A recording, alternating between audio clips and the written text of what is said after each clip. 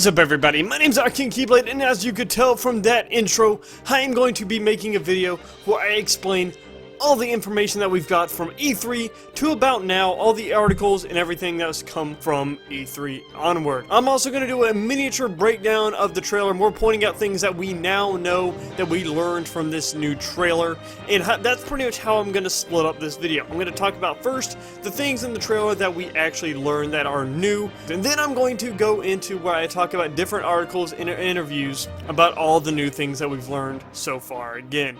And hopefully after watching this video you will understand all the news that we've gotten, and hopefully when I post this so there won't be too much more Kingdom Hearts 3 news, or maybe hopefully there will be, but that news won't be in this video. For now I'm going to try to get as much of the news that we've gotten so far into this video. So yeah, enough talking, let's get into this video.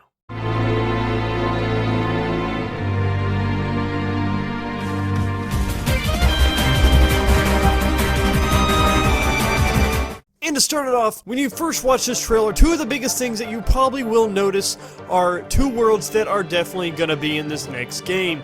One is Hercules, or the Olympus Coliseum, which you can see with boulders, or not boulders, columns everywhere. And even though this isn't a brand new world or anything, but it is one of the first worlds that we actually get confirmed in this game. And another brand new world that has never been in any other Kingdom Hearts is Tangled, by the fact that there was a clip before this where Mr. Roy Conley himself, or Master Xehanort, the producer of Tangled, pretty much talked about the world being in the game, and also in the trailer we can see Rapunzel's tower sitting there in a scene. And so that is one of the first big things that we can really notice from our first look at the trailer. And also something else I will talk about more later is the fact that there are pretty much going to be all brand new worlds in this next game other than Olympus Coliseum and Twilight Town. And something else big to note inside this trailer is the different type of Heartless, and there are 5 that we can really see in this trailer. The first one that we can see is a water-like Heartless that has kind of water shields, and when you hit the shields they pretty much vanish, disappear, and you can't really hurt them that way. But it seems like the way you hurt him is by using magic, and in the trailer we see him use fire magic, which makes him pretty much like evaporate, but you could probably say other magic does something too. You can also notice in one of the scenes that there is a rain cloud over Sora. You can't really tell what it does to him. Maybe it slows him down, but from what I can tell it really doesn't do a whole lot to him. Maybe it hurts him, but in the trailer we can't really see Sora take damage, so we won't really know right now. But it seems like at the very start, the Heartless actually spawned from the water, which is very interesting. We've never really seen a water-based Heartless. We've seen fire and ice, but nothing from water. The fact they can spawn from like water and stuff is very interesting. Maybe they can do surprise attacks from under the water if we walk over them sometimes. I don't know. The next Heartless that we can see is a flying Spartan, which kind of seems like a generic Heartless, but something that's kind of different about them is that they have X's for eyes instead of the normally yellow eyes that most Heartless have. They're very similar to air soldiers, gargoyles, and air pirates. But for the most part, we can tell they look cool, but they seem kind of like one of those generic flying types. And the third Heartless we can see is one of the ones that's been pointing out a lot for the fact that they're Minotaur Heartless, and they can call on other Minotaur Heartless to come join together and fight or try to run and ram at you by using some sort of horn, which I could see kind of similar to an Assault Rider, not the fact that they call Heartless together to attack, but because they do run at you or charge at you. Which seems very interesting because it seems like these Heartless are now going to work together and they're harder to fight maybe. One of the Heartless that we've seen the most in this trailer is these Afro plant-like Heartless that pretty much summon other Heartless from their seeds, that when their little afros poof out, they summon seeds that then hit the ground. And maybe those seeds, if they're left long enough, maybe they turn into those bigger Heartless, or the ones that spawn them, which, if that's the case, they could get very annoying. Hopefully you can take them out in some easy way, maybe with fire magic, because in terms of Pokemon, fire is good against grass. And you can kind of relate them to maybe Sheltering Heartless in Kingdom Hearts 1, or maybe the Fire Lord and Blizzard Lord from Kingdom Hearts 2, from the fact that they all spawn something else from them. Then one of the most interesting Heartless I think a lot of people have found in the past few days, which is very interesting, a lot of people posted something about this Heartless in the same day, is one that we can see in Twilight Town. It's one that just kind of randomly spawns in the corner of the screen that you can't really see. It looks like it's kind of like a Heartless with a bow and kind of has like a Link sort of hat where it kind of extends out and it looks very interesting, but we don't really know much about it. It's just we see it waddling around and doesn't really do much, but it could be a very interesting Heartless nonetheless, because it is actually spawning with some of the Heartless that we're actually used to in the series. Soldiers, large bodies, and shadows. And if you notice at the very beginning when Sora's popping in and shoots out Blizzard, we can see that one of the soldiers actually freezes from the Blizzard. I thought it was kind of interesting. But yeah, for the most part, there are going to be a lot of variety from what I can tell in this next Kingdom Hearts for Heartless, because a lot of the ones that we see here are pretty much just the tip of the iceberg, I'd say, because this is just one small trailer. And I can't wait to see what other Heartless they have in store for us. One of the smaller notes that we can see in the trailer is that there is an EX bar, which is new to the Kingdom Hearts 3 series, but recently there have been screenshots that have shown actually the EX bar changed to a focus bar, which is from Birth by Sleep. To me, this makes more sense for how it would work with Keyblade transformations and maybe drive forms if they're in the game. EX bar might have worked the same way. For all I know, EX bar and focus bar might have the same actual mechanic in the game, but focus bar, or focus, has some sort of similarity to what we've seen before, so we kind of know what it's going to be like. One of the first things that we noticed even before the trailer starts is Sora's new outfit. This is something that's really big and a lot of people seem to like, and we aren't sure if it's going to have its own special abilities such as Sora's old costume. Maybe it's going to be enhanced with the dry forms already intact with it too. We aren't really sure, but we can tell it's a mixture between Dream Drop Distance and Kingdom Hearts 2. But something that was very odd in the trailer is that we jumped back and forth between Sora wearing his old costume and then this new costume. So either this means that we're going to be able to switch between maybe uniforms in the game and maybe some customization, or maybe it's just a pre-production kind of render of everything and they just, at one point, they only had Sora's costume from the old game and just put it in this trailer. Not sure, but that would be pretty cool if we could switch between the two costumes, or maybe even more. Nomura actually just said that at the beginning of the game you're going to start out as Sora in his Kingdom Hearts 2 outfit, and then you're going to change into the new one later on in the story. But still, that doesn't rule out customization and stuff. You never know. As we all know, there are going to be new transformations that we get to see through new trailers. We've already seen one Keyblade transformation with the guns in the D23 trailer. This one we get to see the guns again and it turned into a cannon, but we also get to see a brand new Keyblade transformation, which is the Keyblade turning into a chariot with Pegasus on it. And this seems to be connected to the Olympus Coliseum Keyblade, and also for the fact that we can tell that maybe all Keyblades are going to have their own transformation. In an add-on to attraction flows, we also got the teacups, which looked like a very powerful attack, and it looked beautiful too. And I think a lot of people, it seems like when I've watched other people's reaction to it, they wanted teacups in this, and I can't really blame them. It looks amazing, and I'm glad they put it in here. One small other Keyblade transformation that I actually got pointed at me by somebody else is the fact that there is a crossbow when Sora actually jumps into Twilight Town. After he goes off the Blizzard, he does this kind of dive down attack and he's spinning. If you freeze it, you can see that he's actually shooting crossbows instead of guns like before, which I thought was very interesting. And taking a look at combat, we can kind of see that in this trailer, Sora is very fast and powerful, and kind of lofty too. He kind of lingers in the air a little more than he did in the other games. I could say it's almost a mixture of Kingdom Hearts 2, a Dream Drop Distance, and 358 by 2 Days, even though a lot of people didn't like that game's combat as much, from what I know. In that game, Roxas was a lot loftier, he stayed up in the air more, and this one, Sora's combat is largely, a lot of the time, in the air. He's also still very fast and very powerful, so it looks like they balanced all those type of fighting mechanics and made it very smooth and quick, and it looks very nice. And the combination of the magic going into the movement of the combat seems very fluid and seems to make fighting even more seamless. Such as noting when he was using Arrow, he was actually moving along or moving away from where he actually put the Arrow spell, which looks very nice and creates a nice flow to combat. One quick last thing to note is limits are back, which adds another arsenal of powerful damage that we can deal on these enemies, which is very nice. And one of the biggest changes that we can see in world-wise is the fact that all the worlds are a lot more vertical. We can move up and down them, and apparently later on, I'm going to talk about this more, is the fact that there's going to be seamless moving around the maps. As you can see, we can jump off a mountain practically. So this is amazing that we can actually traverse much bigger worlds seamlessly without loading screens getting in the way. And that's one of the biggest things I feel has been added to the game so far. Just hope that it's going to be lively with characters from the movies everywhere too. That's why I come here. The action of the people. I'm sorry, I know they can render people, but it's just funny. All the people. There's nobody here.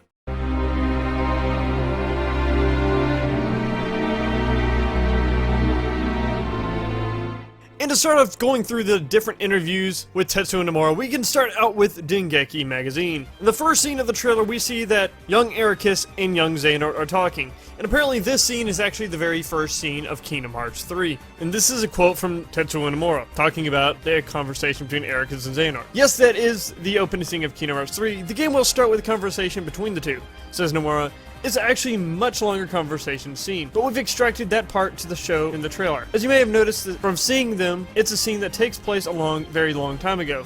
That's where the story of Kingdom Hearts Key, or Unchained, connects. And this is very interesting for the fact that if you notice the chessboard, the chess pieces don't exactly match up every change in scene. So as you can tell, conversation between them is actually split up into different sequences, such as at the very end we can see that Sora's piece takes one of looks like either Terra or Ansem's pieces. But in the next scene, Sora's piece is right in front of Master Xehanort's piece, which also Master Xehanort's piece is one that we can't actually see at all any other time in the trailer. So we can tell that this whole sequence is kind of put together in different snippets and they're not exactly cohesive, and that now makes sense since we know that the whole thing is a lot longer. So that means there's a lot more depth to the conversation than we see.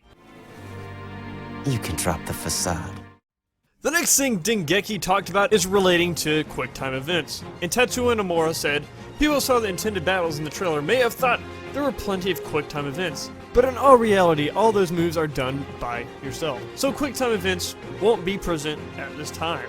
And I've made a video on this before, but it's very interesting because now we know what we're actually doing or what's actually causing a lot of the movements in the game.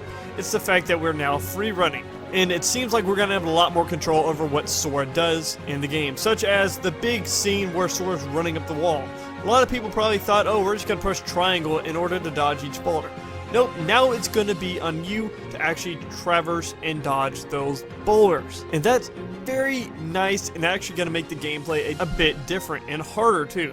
So I'm glad in some ways that QuickTime events are not in the game, but I did enjoy some of the smaller ones against smaller Heartless. I just didn't like that we had so many of them in the game. It became a lot easier. To me at least. Later, Tetsuya Nomura started talking, or they asked him about how combat's going to work in this next game, and as we can most likely tell from the command screen, or the command deck, or whatever you want to call it, it looks like Kingdom Hearts 1 and Kingdom Hearts 2 style of combat, and Tetsuya Nomura pretty much affirmed that. The battle gameplay returns to commands such as attack and magic rather than deck commands. I thought that King of gameplay styles had the royal right to be used in numbered Kingdom Hearts titles. Honestly, I'm not really sure how I felt about this. I felt like he did say in other interviews that he was testing things out pretty much with that new kind of gameplay style. And I felt like Birth by Sleep's gameplay was overall the best of any of the games. You had to think about what you were doing. It was halfway difficult at times, and you could actually create your own moves. They just kind of needed to balance it out some. But going back to KHI's kind of command deck is nice too. I do love it. Believe me, I just felt like in Kingdom Hearts 2, it was a lot easier and started button mashing, but the thing is, in Kingdom Hearts 1, it was actually difficult at times. Kingdom Hearts 2 was kind of easy, so I guess a lot of us, or me at least, have that imprint of, oh, we're going to be button mashing again, it's going to be really easy. But it might not actually be like that. So this could be a good thing, whether you like this type of combat or not. I kind of do, and I kind of don't at the same time, so I guess I'm good with it though. As long as we have to rely on some other sort of combat rather than just pressing X. Something I sort of mentioned earlier is the fact that there is going to be all new worlds, pretty much, other than Twilight Town so far that we've seen, and Olympus Coliseum. And Tetsuya Nomura pretty much quickly said, I can't speak in detail about the worlds that are going to be part of the game, but Olympus Coliseum is going to be part of it, and nearly all worlds are going to be new. So this is a great thing, because something that's been a problem in the past, I think, well, a lot of the games is the fact that we've repeated a whole lot of worlds. I think in Rechain, 358 by 2 days, and 1, we literally played the same worlds over again. So it is a very good thing that we are getting brand new worlds pretty much across the board. But we're gonna go back to the Keyblade Graveyard, which is kind of obvious. But still, it's very good news that we're getting brand new worlds across the board pretty much. And the last thing for Dengeki, which is also probably one of the biggest pieces of news I think we've gotten so far, is the fact that they have decided on a release date. Tetsuya Nomura pretty much was asked about the release date by Dengeki, and he said, "We've reached an agreement, but I still can't say anything. I plan to give new information at Kingdom Hearts fan event that will be held on November 3rd. And that's pretty much saying, okay, we're going to release the date on November 3rd at D23, which makes a lot of sense if they decided on the release date. And in my opinion, and from what I've heard, a lot of people think the same thing. It is most likely going to be released sometime in the winter of 2016, most likely December 2016. It just seems like a really good date, and yeah, freaking Tetsuya Nomura. He knows the date, he's just trolling us, he doesn't want to tell us. But yeah, that is probably one of the big pieces of news. Multiple people out there know the date of release for Kingdom Hearts 3 most likely, and I think that's pretty freaking big. Something that a lot of people always seem to want it for Kingdom Hearts is an online mode. In Birth by Sleep, we got the Mirage Arena, but that's about it. And a lot of people have been talking about having it in this next game. And well, Tetsuya Nomura sort of talked about it. Given the game is coming out on PS4 and Xbox One, how are you tackling online? Pretty much assuming there's going to be online. Tetsuya Nomura then said, "Online is certainly a part of my wish list. We want games to play for a while, and an online component helps this. Well, we may be focusing on the main campaign at the moment, but it's not as if we're going to tack on an online function at the end. In fact, we've got plenty of ideas brewing at the moment. However, we're still not at the point where we can test these ideas inside the game."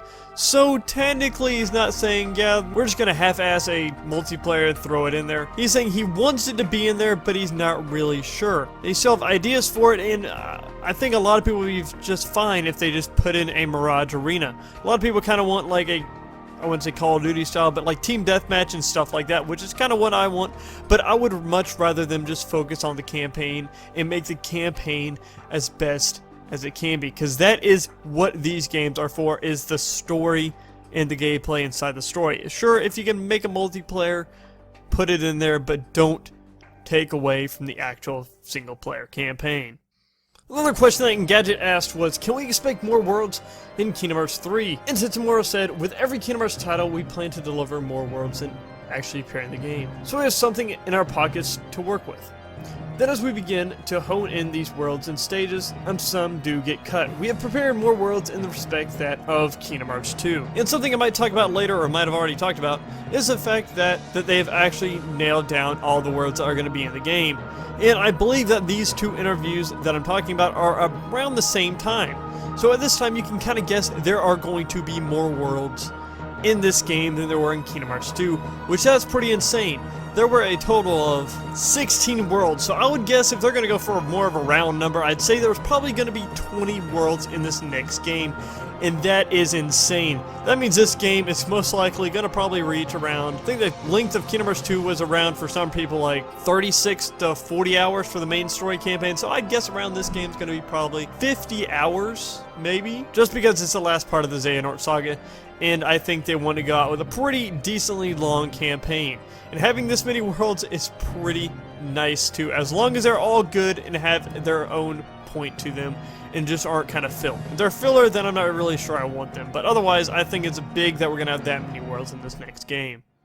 And like I said about a minute or two ago, that they decided on how many worlds they were going to have in the game. Tetsuya was interviewed by 4Gamer, where they said, even though they weren't able to announce the release date this time, how is development coming along?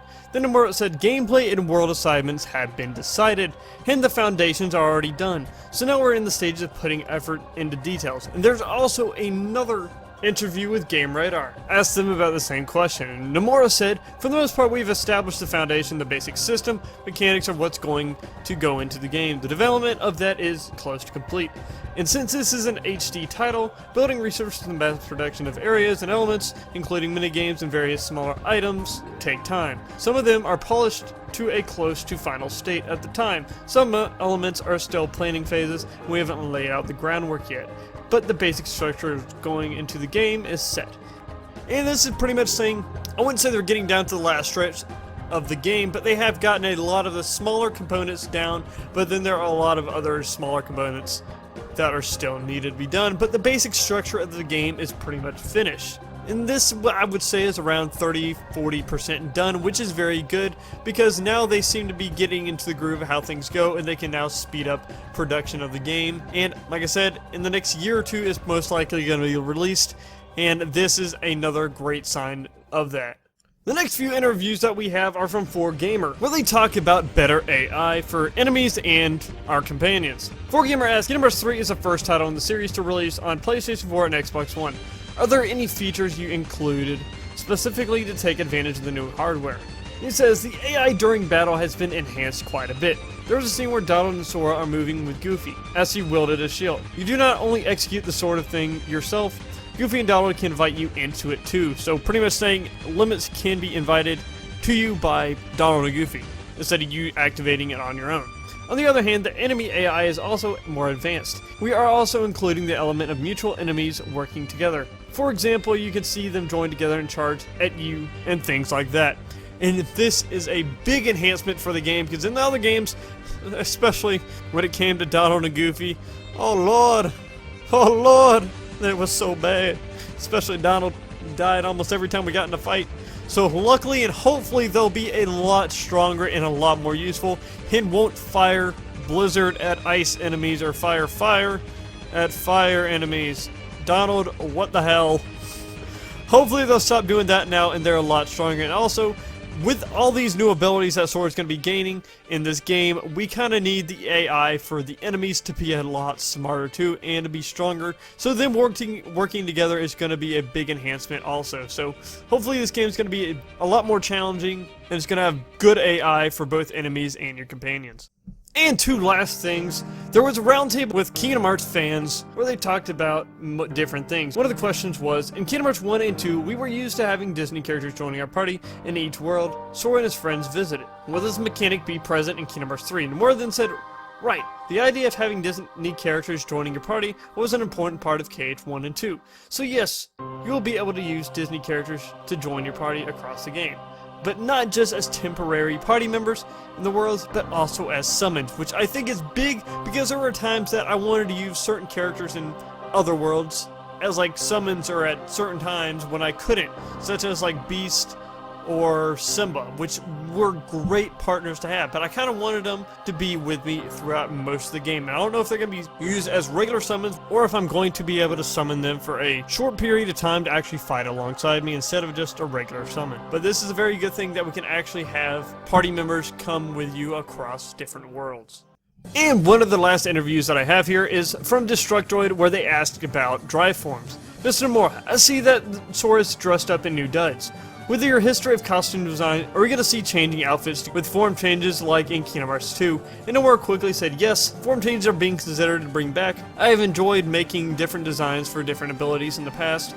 And again, this is pretty big because Sora already has such a versatile moveset pretty much with limits, flow motion, attraction flow, Keyblade transformations, and his base moveset and probably his magic too and multiple other things and summons.